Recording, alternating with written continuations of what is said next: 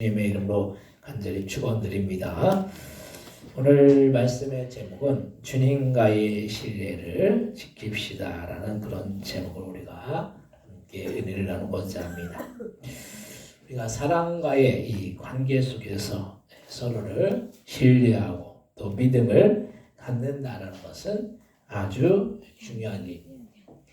그래서 우리는 이 사람과의 이 관계 속에서 신뢰를 쌓는 것을 아주 중요하게 여깁니다.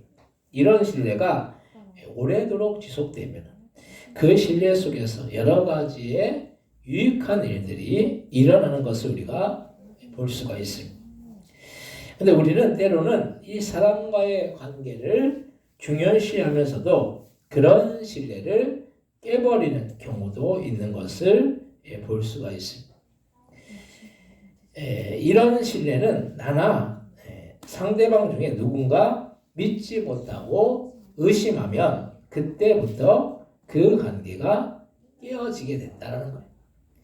이 신뢰를 한번 쌓기는 어려운 일이듯이 그 신뢰를 깨는 것도 우리가 한 번에 신뢰가 깨지는 것 같아도 조금씩 이 의심이라는 것이 쌓이면은 그 신뢰가 깨어지게 되어 있다는 거예요.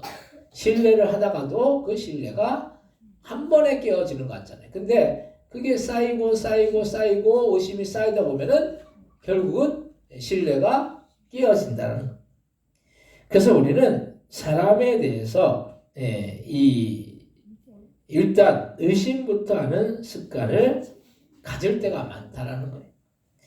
세상에 하도 이 사기치는 사람이 많으니까 이해가 되는 부분도 있어요. 어떤 때는 정말 의심이 필요할 때도 있어요. 왜냐하면 이 의심 없이 모든 것을 받아들이다가 사기를 당하는 경우도 있다는 거예요. 그래서 좋은 사람이 보면 나중에 보증을 잘못 써거나 무조건 사람을 믿어버려서 사기를 당하는 경우를 우리가 볼 수가 있다는 거예요. 그렇다고 무조건 의심부터 하면서 사람을 대하면은 사람과의 관계를 온전히 쌓아나갈 수가 없다라는 거예요. 그렇다고 그래서 사람이 좋은 사람이 보면은 모든 것을 이렇게 받아들이다가 사기를 당하는 경우도 있습니다. 그래서 좋은 사람이 보면 나중에 보증을 잘못 써거나 아니면 무조건 사람을 믿어버려서 이 사기를 당하는 경우를 우리가 볼 수가 있다는 거예요. 그래서 그렇다고 무조건 의심부터 하면서 사람을 대하면 사람과의 관계를 온전히 쌓아나갈 수가 없다는 거예요. 사람과의 관계가 이렇게 쌓여지기 위해서는 그 신뢰가 필요한 거예요. 근데 먼저 의심부터 해 나가면은 사람과의 관계가 더 이상 이렇게 온전해질 수가 없는 것입니다. 근데 사람은 사람이지라 때로는 실망을 주기도 하고 때로는 우리에게 배신감을 주기도 합니다. 하지만 우리는 하나님과의 관계에 있어서도 이런 의심부터 하면은 하나님과의 관계가 온전히 바로 설 수가 없다는 거예요. 하나님과 온전한 관계를 맺어나가면 주님은 절대로 우리를 배신하시거나 우리에게 실망을 주지 않으신다는 사실을 우리는 기억해야 하는 것입니다. 오히려 우리 인간이 하나님을 배신하면 했지 주님은 절대로 우리를 배신하지 않으시고 우리를 향해서 한결같은 그런 은혜와 사랑을 베풀어 주신다는 거예요. 그래서 우리는 이런 주님을 향해서 온전히 화답해야 할 것이고 우리도 주님과의 관계 속에서 변함없이 일관되게 주님을 신뢰하면서 나아가야 할 줄로 믿습니다. 그러면 우리가 이런 주님과의 관계를 온전히 하면 어떻게 유익한지에 대해서 오늘 함께 은혜를 나누기를 원합니다. 첫 번째로 주님은 우리를 향해서 믿음을 보이셨다는 우리는 십자가의 사건을 그냥 예수님이 우리를 위해서 십자가에 죽으신 사건으로만 단순하게 생각할 때가 많이 있다는 그런데 이 예수님의 십자가의 사건은 우리가 죄로 인해서 결국에는 영원한 지옥의 형벌을 받을 수밖에 없는 일에 대해서 우리에게 그 죄를 면해 주시고 그 결과로 인해서 우리는 지옥이 아닌 천국에 갈 수 있는 큰 은혜를 우리가 받았다라는 거예요. 십자가의 사건이 우리가 아무것도 아닌 것 같잖아요. 근데 그 십자가의 사건으로 인해서 우리의 죄가 다 면함받은 거예요. 사함받은 거예요.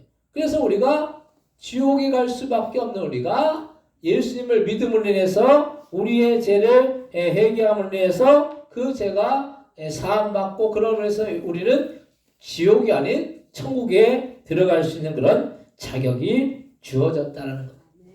이 사건이 얼마나 큰 어마어마한 사건이고 우리가 어떤 다른 것으로도 대체가 불가능한 일인 것입니다. 단순히 예수님이 우리를 위해서 죽으신 것으로 생명을 대체한 것이 아니라 예수님이 생명을 버리심으로 해서 우리는 생명을 얻었다는 거예요. 예수님이 생명을 스스로 포기하심으로 인해서 우리가 포기했다라는 것이 요즘 자살하는 사람 같이 포기한 것이 아니에요. 자살이라는 것은 목적이 없는 거예요. 그냥 목숨을 그냥 그 아까운 목숨을 그냥 내버리는 거예요. 그건 아무런 의미가 없는 거예요. 근데 예수님이 십자가에서 목숨을 포기하신 것은 목적이 있는 그 죽음이라는 거예요. 그래서 예수님이 우리를 위해서 십자가에서 죽으신 것은 우리의 죄를 사해 주시기 위해서 그래서 그 목숨을 우리에게 영생을 주시기 위해서 그 목숨을 버리신 것입니다.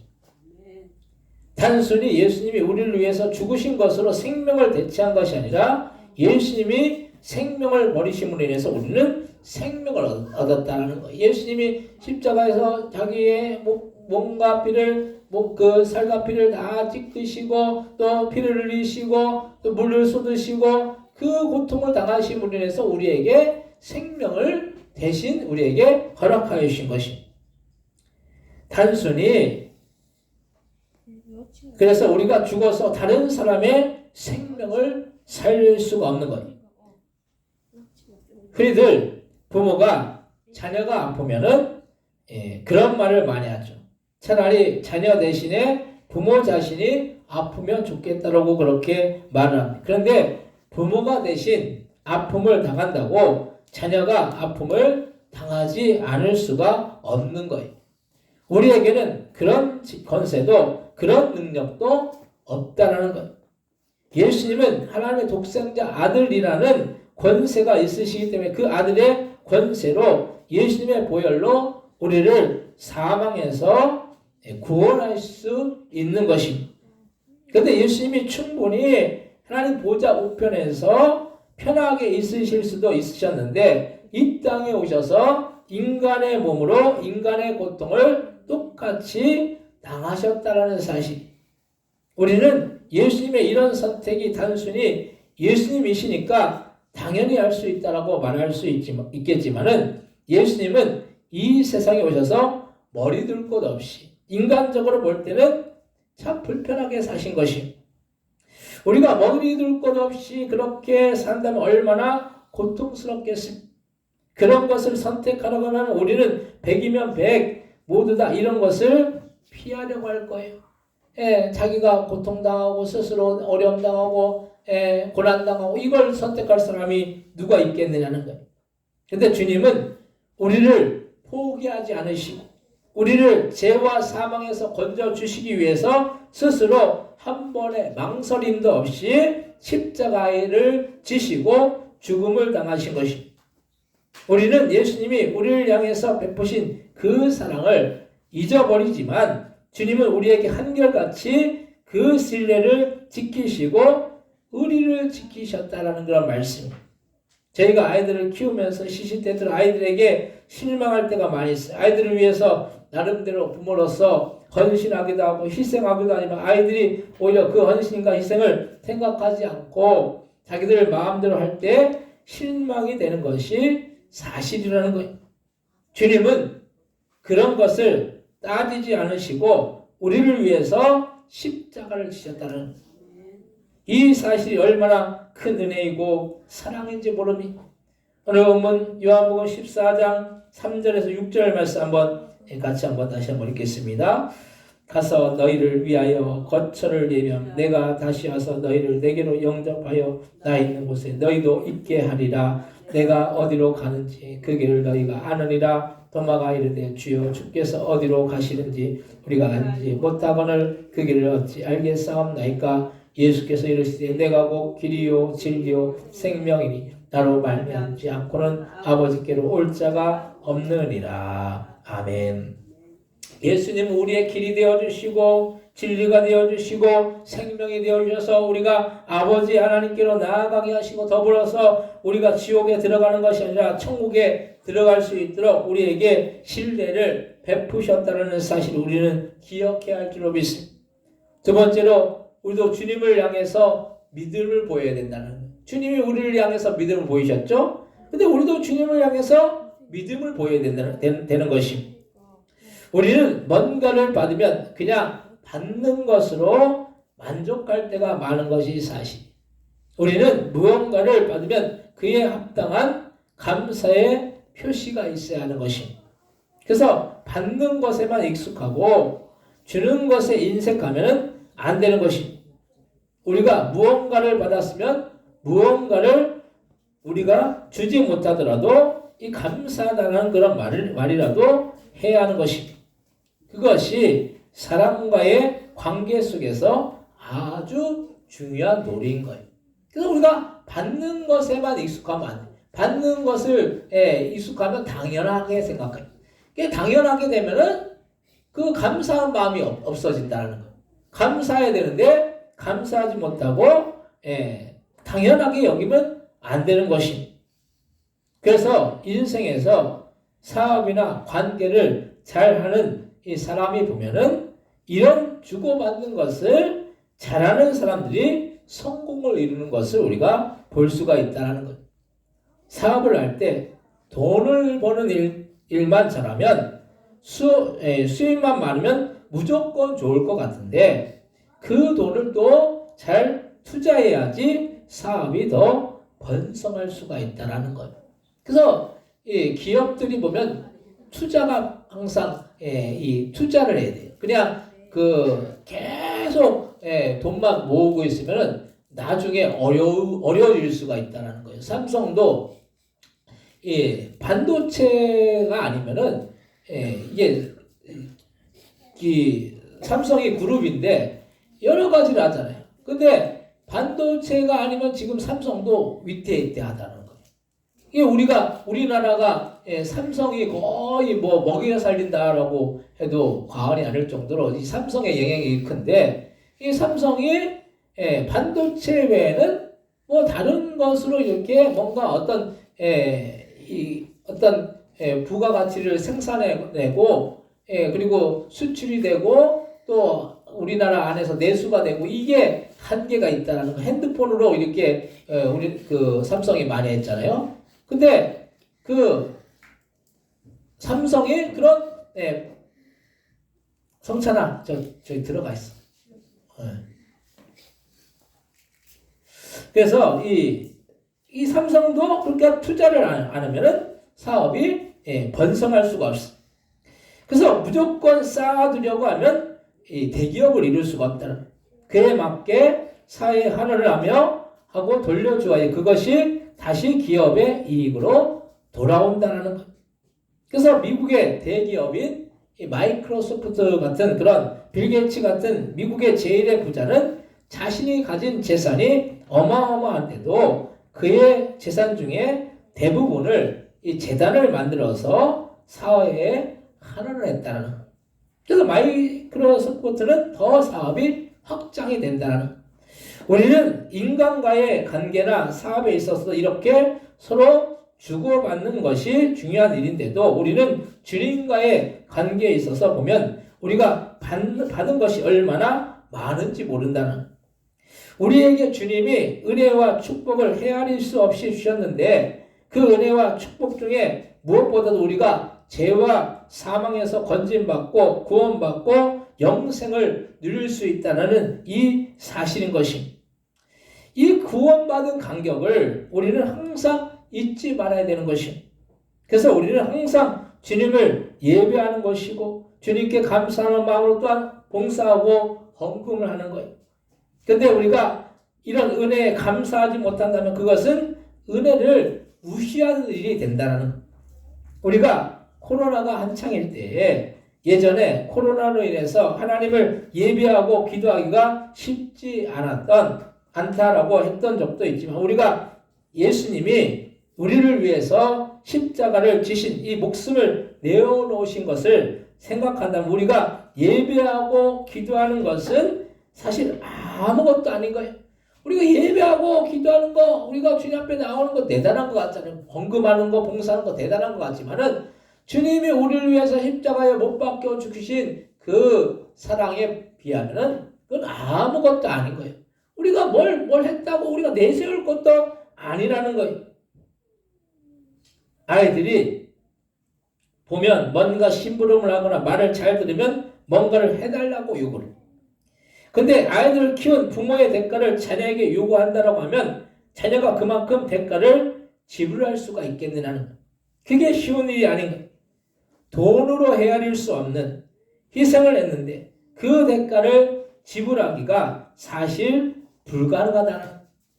우리가 주님께 받은 십자가의 대속의 은혜를 생각한다면 우리는 무엇으로도 갚을 수 없는 그런 은혜를 받은 것이고 다만 그 은혜에 감사하는 마음으로 예배하는 것이고 기도하는 것이고 봉사하고 헌신하는 것입니다.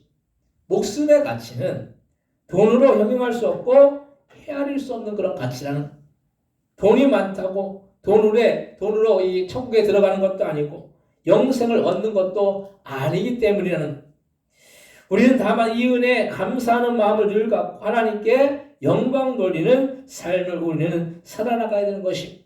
이게 우리 인간의 도리인 것입니다.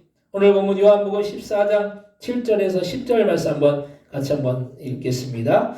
너희가 나를 알았다면 내 아버지도 알았으리로다. 이제부터는 너희가 그를 알았고 또 보았느니라. 빌립이 이르되 주여 아버지를 우리에게 보여 주옵소서. 그리하면 족하겠나이다. 예수께서 이르시되 빌립아 내가 이렇게 오래 너희와 함께 있으되 내가 나를 알지 못하느냐. 나를 본 자는 아버지를 보았거늘 어찌하여 아버지를 보이라 하느냐. 내가 아버지 안에 가고 아버지는 내 안에 계신 것을 내가 믿지 아니하느냐. 내가 너에게 이르는 말 스스로 하는 것이 아니라 아버지께서 내 안에 계셔서 그의 일을 하시는 것이라. 아멘.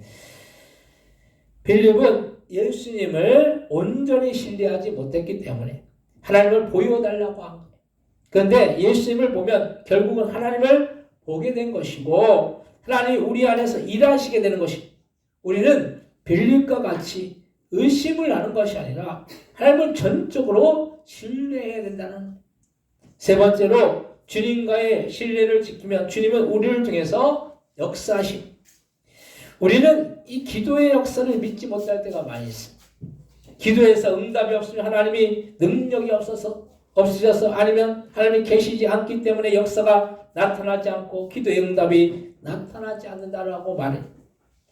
근데 사실 우리가 하는 대부분의 기도가 전적으로 주님을 100% 믿고 하는 그런 기도라기보다는 기도하면서도 그 기도가 응답이 될지 아니면 응답이 될 수도 있고 안 될 수도 있다라고 반신반의하지는 않는지 우리 스스로에게 물어봐야 된다는 거예요. 우리가 기도하면서도 그 기도가 온전한 기도인지 아니면은 그냥 대충 그냥 때우듯이 하는 기도인지 우리가 주님을 100% 믿고 전적으로 하는 기도에 주님은 응답하신다는 거. 우리가 믿음이 연약해서 응답을 못 받는 거고 우리가 기도를 전적으로 하지 않아서 기도의 응답을 못 받는 것이지 주님이 안 계시고 또 주님이 역사하시지 않아서 그 기도의 응답을 못 받는 것이 아니라는 거예요.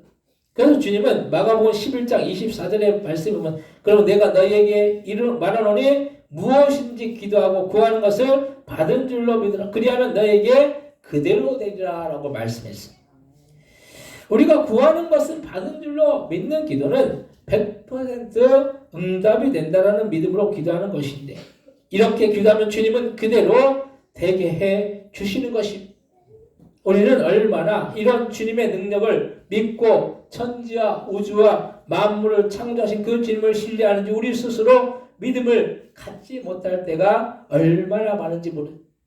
이 세상이 불신하는 세상이 되어서 사람 간에도 또 정부와 국민 간에도 서로 신뢰하지 못하고 있어.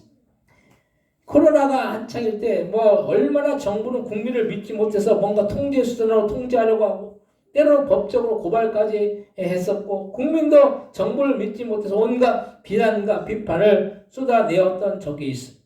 서로 신뢰하지 못하니까 사회가 혼란을 겪었다라는 거예요. 이게 신뢰라는 게 참 어려운 문제. 서로 신뢰한다라는 것이 의심이 그 안에 들어가 버리면은 아무리 그게 옳다고 해도 그건 그 의심하면은 아무리 그걸 옳다라고 얘기해도 그건 옳지 않은 거가 된다라는 거예요. 그 100% 이 뭐 사람이 믿음이라는 것이 100% 있을 수는 없겠지만은 어느 정도 이게 믿음이라는 게 있잖아요. 근데 믿음이 없고 의심이 들어가 버리면은 그것이 맞다라고 아무리 얘기해도 그건 거짓이 될 수밖에 없다라는 거. 또 거짓인데도 의심하면은 그것이 진실로 그렇게 여겨진다라는 거예요.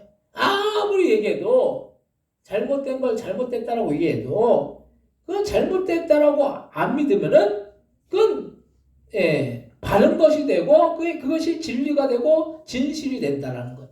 그래서 우리가 이 사람이 믿는다라는 것이 어떤 믿음을 갖고 있느냐가 참 중요한 문제인데 주님을 믿는 믿음도 마찬가지. 주님을 온전히 믿으면 문제가 안 되는 것인데 주님을 온전히 믿지 못하고 신뢰하지 못하고 의심하면은 그때부터 우리는 주님의 역사나 주님이 우리가 주님 앞에 기도하고 간구하고 바라고 소원하는 그런 모든 일을 주님 앞에 아뢰면서도 주님이 과연 역사하실 수 있을까? 주님이 이 우리의 기도에 응답하실까? 먼저 의심의 마음을 갖고 그렇게 바라볼 수밖에 없다라는 거예요. 우리는 주님을 전적으로 믿어야지 능력의 역사가 나타나고 우리가 구하는 기도의 제목의 모든 것을 응답받아서 놀라운 능력의 역사를 체험할 수 있을 줄로 믿으시길 바랍니다. 우리가 어떤 삶의 순간 우리가 이 삶이 좋을 때는 다 믿음이 있는 것 같아요. 그냥 삶이 좋으니까. 근데 어려우면은 그때 믿음이 있는지 없는지 이게 드러난다는 거예요. 우리가 인생을 살면서도 우리가 참 가볍잖아요, 사람이. 이 가볍다라는 것이 요즘 사람들 너무 가벼워요. 뭐 조금만 나에게 싫은 소리 해도 막 이거를 못 견뎌낸다라는 거예요. 그리고 어떤 판단을 할 때도 너무 가볍게 판단해요. 이렇게 이렇게 어떻게 진중하게 판단하고 또 이렇게 어떤 무게감을 갖고 판단하고 이런 것이 아니라 그때 즉흥적으로 이렇게 어떤 일을 결정해버리고 즉흥적으로 움직인다라는 거예요. 근데 우리가 그만큼 가볍다라는 거예요. 가볍게 여기고 가볍게 우리가 생각하고 가볍게 어떤 일을 결정해버리고 또 가볍게 우리의 마음을 그렇게 먹으면은 결국 어떤 결정이나 어떤 일들이 가볍게 이루어질 수밖에 없다는. 그리고 뭔가 안 돼버리면은 그때 뭐 합니까? 원망하고 불평하고 의심하고 믿지 못하고 나아간다는 그런 말씀. 오늘 본문 요한복음 14장 11절에서 12절 말씀 같이 한번 읽겠습니다.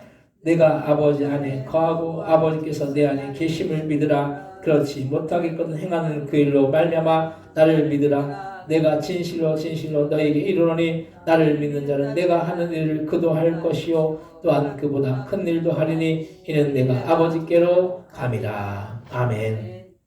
우리가 주님 안에 거하고 주님이 우리 안에 계심을 믿으면 주님이 하실 일은 우리도 할 수 있고 또 주님의 능력의 역사를 우리가 경험할 수 있을 줄로 믿으실 바랍니다. 우리가 주님 안에 거하는 것이 중요한 것이고 주님이 우리 안에 거하시는 것이 중요한 거예요. 우리가 어떤 일을 만나고 어떤 상황을 만나고 어떤 환경을 만날지라도 우리가 주님 안에 거하면은 주님이 우리 안에 거하시면은 무슨 일이든지 구하는 대로 다 이루어지는 역사가 나타난다는 거예요. 그래서 믿는 자에게는 이런 역사가 나타난다고 했어요. 믿는 자에게는 표적이 나타나고 기적이 나타나는. 근데 믿는 자에게 나타나는 것이지 믿지 못하고 의심부터 해버리면 아무 일도 일어나지 않는다는.